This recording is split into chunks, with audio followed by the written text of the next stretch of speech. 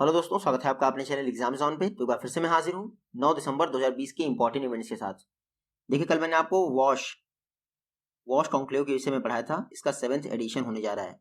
मैं आपको ये बताना भूल गया था, जो ये 7th एडिशन होगा वॉश कॉन्क्लेव का, ये होगा हैदराबाद में। कहाँ होगा? हैदराबाद में होगा। हालांकि जब ये होगा 20 दिसंबर के आसपास, तो मैं वापस एक बार कवर होगा ही करंट अफेयर्स में, तो फिर से एक बार वॉश को रिवाइज कर लेंगे। आप वीडियो को ध्यान से देखिएगा, क्योंकि लास्ट में आपको 2 क्वेश्चन के जवाब देने हैं। आज का पहला क्वेश्चन है, अंकटाड द्वारा 2020 के लिए United nation investment promotion award से किसको सम्मानित किया गया है? तो United nation investment promotion award इस बार जीता है किसने? इन्वेस्ट इंडिया ने। अंकटाड प्रत्येक वर्ष ये United nation investment promotion award देता है। इस बार किसी इंडियन एजेंसी ने जीता है, जिसका नाम है इन्वेस्ट इंडिया। क्योंकि ये जो इन्वेस्टमेंट प्रमोशन अवार्ड है, ये अंकटाड द्वारा दिया जाता है। तो आपको पता होना चाहिए अंकटाड क्या है। अंकटाड का फुल फॉर्म है United nation conference on trade and development. इसकी स्थापना कब हुई थी? 1964 में। हेडक्वार्टर अंकटाड का कहाँ है? जिनीवा, स्विट्जरलैंड में। और अंकटाड के हेड कौन है, यानी सेक्रेटरी जनरल? तो मुखीसा कितुई इसके सेक्रेटरी जनरल है। क्योंकि इन्वेस्ट इंडिया को ये अवार्ड मिला है, तो अब देखिएगा 2009 में। कब? 2009 में इन्वेस्ट इंडिया की स्थापना हुई थी। मिनिस्ट्री ऑफ कॉमर्स के तहत ये कार्य करता है। और 2020 के लिए इन्वेस्ट इंडिया को United nation investment promotion award से सम्मानित किया गया है। नेक्स्ट क्वेश्चन है, फूड एंड एग्रीकल्चर ऑर्गेनाइजेशन द्वारा 2020 के वर्ल्ड सॉइल डे अवार्ड या फिर इंटरनेशनल किंग भूमि बोल अवार्ड से किसको सम्मानित किया गया है? तो 2020 के वर्ल्ड सॉइल डे अवार्ड से सम्मानित किया गया है Indian council of agriculture and research. आप सभी को पता है, फूड एंड एग्रीकल्चर ऑर्गेनाइजेशन प्रत्येक वर्ष 5 दिसंबर को, यानी वर्ल्ड सॉइल डे वाले दिन, वर्ल्ड सॉइल डे अवार्ड को अनाउंस करता है। इस बार का जो वर्ल्ड सॉइल डे अनाउंस है, मतलब कि अवार्ड है, वो दिया गया है ICAR को।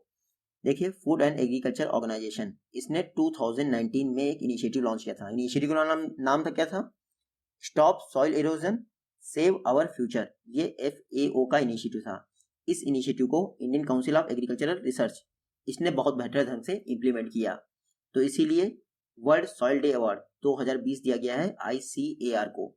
FAO की बात करें, फूड एंड एग्रीकल्चर ऑर्गेनाइजेशन, 1945 में स्थापना हुई थी। हेडक्वार्टर है रोम, इटली में। वर्तमान में इसकी हेड कौन है? Q Dongyu.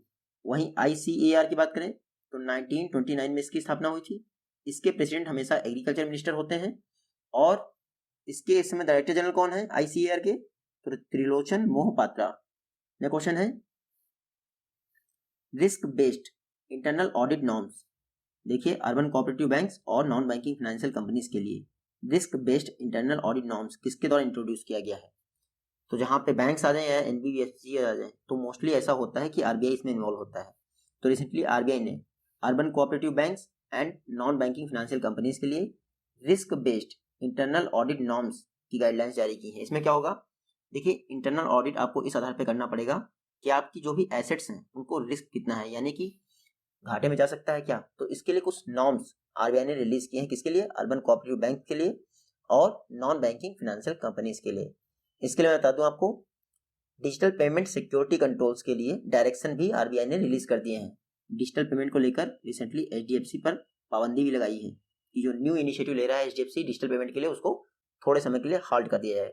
क्योंकि RBI ने ये इंट्रोड्यूस किया है risk based internal audit norms. तो RBI की बात कर ले, reserve bank of India act का पास हुआ था, RBI एक्ट 1934। RBI एक्ट 1934 की सेकेंड शेड्यूल में शेड्यूल कॉमर्शियल बैंक लिस्ट है। हालांकि RBI की स्थापना कब हुई थी? 1 अप्रैल 1935 को। कहाँ हुई थी? कोलकाता में। बाद में 1937 को कोलकाता से इसका हेडक्वार्टर मुंबई ट्रांसफर कर दिया गया था। 1949 में RBI का नेशनलाइजेशन हो गया। उसी दौरान बैंकिंग रेगुलेशन एक्ट भी पास हुआ था। RBI के फर्स्ट गवर्नर कौन थे? Osborne Smith. फर्स्ट भारतीय गवर्नर कौन थे? CD देशमुख। और वर्तमान में RBI के 25th गवर्नर कौन है? शक्तिकांत दास। अच्छा, RBI की स्थापना कौन से आयोग की सिफारिश पे हुई थी? तो हिल्टन यंग कमीशन की सिफारिश पे हुई थी। नेक्स्ट क्वेश्चन है, आगरा मेट्रो प्रोजेक्ट के कंस्ट्रक्शन का इनॉग्रेशन किसके द्वारा किया गया है? तो आगरा मेट्रो प्रोजेक्ट, इसके कंस्ट्रक्शन का इनॉग्रेशन किया गया है प्राइम मिनिस्टर मोदी। ये देखिए, वर्चुअल तरीके से प्राइम मिनिस्टर मोदी ने आगरा मेट्रो रेल परियोजना, इसके कंस्ट्रक्शन का इनॉग्रेशन कर दिया। हालांकि इस दौरान योगी आदित्यनाथ भी प्रेजेंट थे, लेकिन PM मोदी ने इसका मतलब इसको इनॉग्रेट किया है। जो ये आगरा मेट्रो रेल प्रोजेक्ट है, इसकी लेंथ है 29.4 किलोमीटर। कितनी है? 29.4 किलोमीटर। टोटल कॉस्ट कितनी आएगी? 8379.2 2 करोड़ के आसपास। ये आगरा मेट्रो रेल प्रोजेक्ट ये 5 ईयर्स में कंप्लीट करना है और ये कहाँ बन रहा है? यूपी में बन रहा है। जायज होगा, आपको पता ही होगा। यूपी में 800 किलोमीटर के हर्बल रोड्स भी बनाए जा रहे हैं, आपको ये भी पता होगा। यूपी के सीएम कौन है? योगी आदित्यनाथ। गवर्नर कौन है? आनंदीबेन पटेल। इंडिया की first female chief minister Sucheta Kripalani UP में भी नहीं थी। इंडिया की first female governor Sarojini Naidu, वो भी यूपी में भी नहीं थी। और यूपी की कैपिटल लखनऊ गोमती के किनारे है, गोमती नदी। नेक्स्ट क्वेश्चन है फेमस पर्सनालिटीज, रिसेंटली इनका निधन हो गया। पहले है मधुकर गुप्ता, आप यहाँ देख लीजिए, ये है मधुकर गुप्ता। आप यहाँ देखिएगा, ये हिंदी के फेमस कवि थे यानी पोएट मधुकर गुप्ता, पूर्णिया बिहार से बिलोंग करते थे। रिसेंटली इनका निधन हो गया। और दूसरी कौन है? दिव्या भटनागर, इनको तो आप सभी लोग जानते होंगे। ये रिश्ता क्या कहलाता है सीरियल आता था, उसमें ये एक्ट्रेस थी दिव्या भटनागर। कोविड-19 से इनका निधन हो गया और गवर्नमेंट कह रही कोई मर ही नहीं रहा कोविड-19 से। नेक्स्ट क्वेश्चन है सेंट्रल गवर्नमेंट द्वारा QRMS स्कीम को किस टैक्सेशन सिस्टम के लिए रोल्ड आउट किया गया है? तो QRMS सिस्टम आप समझ सकते हैं, यहां पढ़ लीजिए। Quarterly return monthly payment scheme ये लॉन्च की गई है जीएसटी के लिए, लेकिन ये उन्हीं लोगों के लिए लॉन्च की गई है जिनका ईयरली टर्नओवर 5 करोड़ तक है। तो वो क्या कर सकते हैं? क्वार्टरली रिटर्न कर सकते हैं और मंथली पेमेंट कर सकते हैं। तो QRMS स्कीम इसको लॉन्च किया गया GST, goods and services tax. GST की बात करें तो जीएसटी काउंसिल की जो चेयरपर्सन होते हैं हमेशा फिनांस मिनिस्टर होते हैं। कौन होता है? Finance minister. जीएसटी को हमारे संविधान में कौन से आर्टिकल के द्वारा इंसर्ट किया गया था? तो संविधान संशोधन 101वां, इसके द्वारा जो है आर्टिकल 279A लाया गया था और इससे जीएसटी हमारे संविधान में इंट्रोड्यूस हुआ था। बहुत आवाज आ रही है, आप इग्नोर करिएगा। नेक्स्ट क्वेश्चन है इंडिया मोबाइल कांग्रेस 2020 का जो इनॉग्रल सेशन है उसको किसके द्वारा एड्रेस किया जाएगा? तो 2020 के इंडिया मोबाइल कांग्रेस इसका इनॉग्रल सेशन पीएम मोदी द्वारा एड्रेस किया जाएगा। देखिए कुछ समय में इंडिया मोबाइल कांग्रेस का चौथा एडिशन न्यू दिल्ली में ऑर्गेनाइज किया जा रहा है। इसमें इंडिया की मोबाइल रिलेटेड जितनी भी इंडस्ट्रीज हैं वो पार्ट लेंगी। ये जो इंडिया मोबाइल कांग्रेस है इसका चौथा एडिशन कौन ऑर्गेनाइज कर रहा है? तो डिपार्टमेंट ऑफ टेलीकम्युनिकेशन, साथ ही साथ सेल्यूलर ऑपरेटर्स ऑफ इंडिया, इनके द्वारा इसको ऑर्गेनाइज किया जा रहा है। और ये इंडियन मोबाइल कांग्रेस 2020 का थीम क्या है? तो इंडिया मोबाइल कांग्रेस 2020 का थीम है inclusive innovation smart secure sustainable. क्या है इसका theme? Inclusive innovation smart secure sustainable. Next question देखते हैं किस इंडियन बैंक द्वारा अपने कस्टमर्स को payment and banking related services provide करने के लिए आई मोबाइल ऐप लॉन्च किया गया है? तो आई मोबाइल ऐप ये लॉन्च किया है आईसीआईसीआई बैंक ने। किसने? आईसीआईसीआई बैंक ने। आई मोबाइल ऐप की खास बात क्या है? किसी भी बैंक में आप इंटरनेट के माध्यम से पेमेंट ट्रांसफर कर सकते हैं। इसके लिए आई मोबाइल ऐप लॉन्च किया गया है आईसीआईसीआई बैंक द्वारा। ये फैसिलिटी है या फिर ये मोबाइल ऐप है ये आईसीआईसीआई बैंक के सभी कस्टमर्स के लिए अवेलेबल होगा। आईसीआईसीआई बैंक की बात करें तो इसका फुल फॉर्म क्या है आईसीआईसीआई का? Industrial credit and investment corporation of India. 1994 में इसकी स्थापना हुई थी। हेडक्वार्टर कहाँ है इसका? मुंबई में है। और वर्तमान में एमडी एंड सीईओ कौन है आईसीआईसीआई बैंक के? तो संदीप बख्शी इसके एमडी एंड सीईओ हैं। नेक्स्ट क्वेश्चन है इंडिया का first international REIT fund of funds किसके द्वारा लॉन्च किया गया है? तो इंडिया का first international REIT fund of funds launch किया गया है कोटक म्यूचुअल फंड या फिर कोटक एसेट मैनेजमेंट कंपनी द्वारा। कोटक एसेट मैनेजमेंट कंपनी ने जापान की सुमितोमो या फिर एसएमएम, आप शॉर्ट फॉर्म देख लीजिए SMAM, समम के साथ मिलकर इंडिया का first international रीट्स fund of fund launch किया गया है। अच्छा, रीट का फुल फॉर्म क्या होता है? Real estate investment trust. इसमें क्या होगा? रियल इस्टेट को देने वाले जितने इन्वेस्टमेंट हैं उनके लिए ये रीट्स फंड ऑफ फंड बैंकों को लोन प्रोवाइड करेगा। तो इंडिया का first international REIT fund of funds launch किया गया है कोटक म्यूचुअल फंड या कोटक एसेट मैनेजमेंट कंपनी द्वारा। कोटक म्यूचुअल फंड की बात करें तो 1985 में स्थापना हुई थी। हेडक्वार्टर इसका मुंबई में है और कोटक म्यूचुअल फंड के एमडी कौन है? नीलेश साहा। नेक्स्ट क्वेश्चन है WHO फाउंडेशन के फर्स्ट एवर सीईओ कौन अपॉइंट किए गए हैं? तो कुछ समय पहले ही WHO वर्ल्ड हेल्थ ऑर्गेनाइजेशन में इन्वेस्टमेंट को लाने के लिए WHO फाउंडेशन की स्थापना की गई थी। इसके पहले सीईओ बने हैं अनिल सोनी। कौन बना है? अनिल सोनी बने हैं। आप यहाँ देख लीजिए, ये है अनिल सोनी। ये वर्ल्ड हेल्थ ऑर्गेनाइजेशन की जो फाउंडेशन है उसके पहले सीईओ बन गए हैं। आप देखिएगा, वर्ल्ड हेल्थ ऑर्गेनाइजेशन का मेन पर्पज यही है कि WHO के लिए वो इन्वेस्टमेंट लेकर आए। WHO की बात करें तो 7 अप्रैल 1948 को इसकी स्थापना हुई थी। हेडक्वार्टर जिनेवा स्विट्जरलैंड में है। डायरेक्टर जनरल कौन है? टेड्रोस एडहेनम, जो कि इथियोपिया से बिलोंग करते हैं।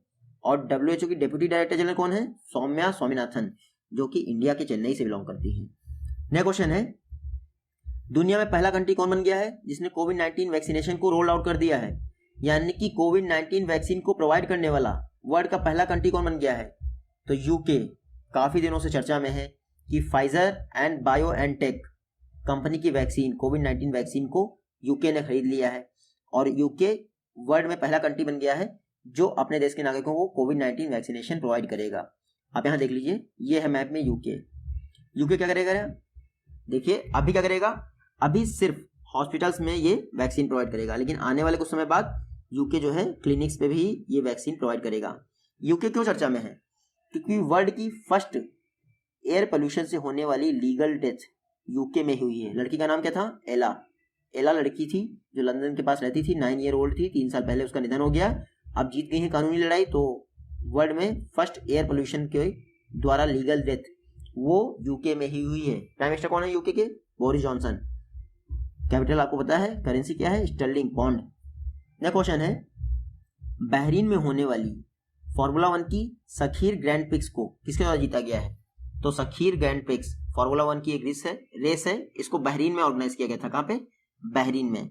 इसको जीता है सेजियो पेरेज ने।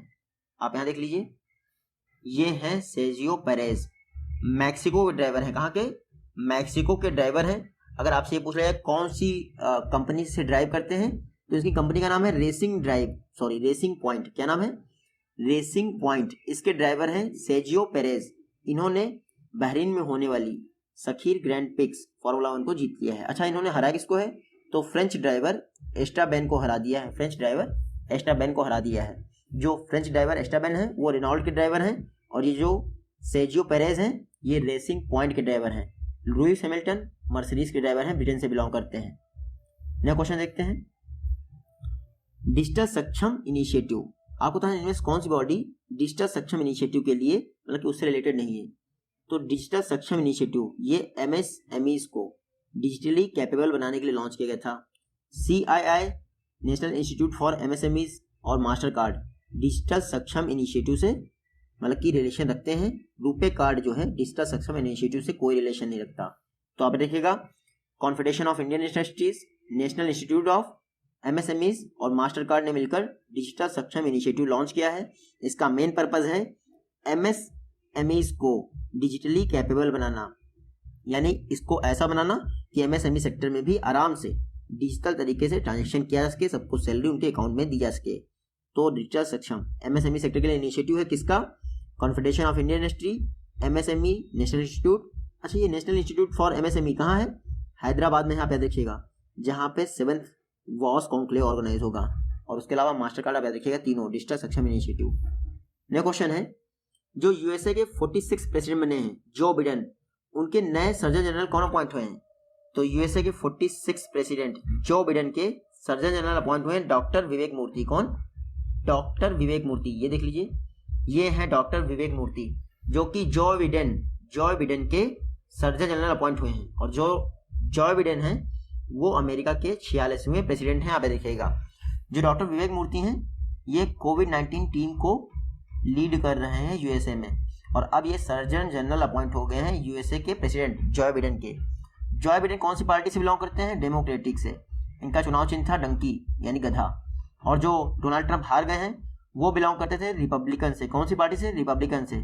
और इनका चुनाव चिन्ह था एलिफेंट। तो आप देखिएगा, विवेक मूर्ति अमेरिकन प्रेसिडेंट के सर्जन जनरल अपॉइंट हुए हैं। नेक्स्ट क्वेश्चन है, ओरछा और इसके अलावा एक और डिस्ट्रिक्ट को यूनेस्को की वर्ल्ड हेरिटेज लिस्ट में शामिल किया गया है। आपको बताना है ओरछा और वो डिस्ट्रिक्ट किस स्टेट में स्थित है? तो ओरछा और ग्वालियर MP के 2 डिस्ट्रिक्ट हैं जिनको यूनेस्को की वर्ल्ड हेरिटेज लिस्ट में शामिल किया गया है। तो आप देखिएगा, रिसेंटली ओरछा और ग्वालियर MP के 2 डिस्ट्रिक्ट हैं जिनको यूनेस्को की वर्ल्ड हेरिटेज लिस्ट में शामिल किया गया है। अच्छा, किस लिए शामिल किया गया है? तो आपको ये भी पता होना चाहिए। देखिए, जो दोनों सिटीज हैं इनका अर्बन लैंडस्केप सिटी प्रोग्राम बहुत बेटर ढंग से इंप्लीमेंट किया है। क्या? अर्बन लैंडस्केप सिटी प्रोग्राम के लिए यूनेस्को ने ओरछा और ग्वालियर को यूनेस्को वर्ल्ड हेरिटेज लिस्ट में शामिल किया है। इसके पहले हैदराबाद को गैस्ट्रोनॉमी के लिए शामिल किया गया है, गैस्ट्रोनॉमी यानी पाक कला के लिए। यूनेस्को की बात करें, United Nation Educational Scientific and Cultural Organization, स्थापना कब हुई थी? 1945 में। हेडक्वार्टर कहाँ है? पेरिस में। और वर्तमान में इसके डायरेक्टर जनरल कौन है यूनेस्को के? Audrey Azoulay. तो आप ये देखिएगा, ओरछा एंड ग्वालियर को यूनेस्को वर्ल्ड हेरिटेज लिस्ट में शामिल किया गया है अर्बन लैंडस्केप सिटी प्रोग्राम के लिए। नया क्वेश्चन देखते हैं। इंडिया के first ever deputy army chief यानी उप सेना प्रमुख कौन बने हैं? तो इंडिया के first ever deputy army chief बन गए हैं लेफ्टिनेंट जनरल परमजीत सिंह। कौन? Lieutenant general Paramjit Singh. ये देखिए, ये है लेफ्टिनेंट जनरल परमजीत सिंह। ये इंडियन आर्मी के फर्स्ट डेप्यूटी आर्मी चीफ बने हैं। देखिए, अभी तक इंडियन आर्मी में कोई डेप्यूटी आर्मी चीफ का पद ही नहीं था, तो रिसेंटली डिफेंस मिनिस्ट्री ने डेप्यूटी आर्मी चीफ पोस्ट को क्रिएट किया और अब डेप्यूटी आर्मी चीफ कौन बन गए हैं? लेफ्टिनेंट जनरल परम सिंह। वैसे आर्मी चीफ कौन है इंडिया के? तो 28th आर्मी चीफ है MM Naravane, Manoj Mukund Naravane Indian army के 28वें आर्मी चीफ हैं। अच्छा, ये लेफ्टिनेंट जनरल हरपाल सिंह, ये इंडियन आर्मी के इंजीनियर इन चीफ हैं। लेफ्टिनेंट जनरल राजीव चौधरी, ये बॉर्डर रोड ऑर्गेनाइजेशन के डायरेक्टर जनरल रिसेंटली अपॉइंट हुए हैं। और अब लेफ्टिनेंट जनरल परमजीत सिंह, ये इंडियन आर्मी के फर्स्ट एवर डेप्यूटी चीफ बन गए हैं। नया क्वेश्चन है, ADB द्वारा किस इंडियन स्टेट से $132.8 मिलियन का लोन एग्रीमेंट किया गया है?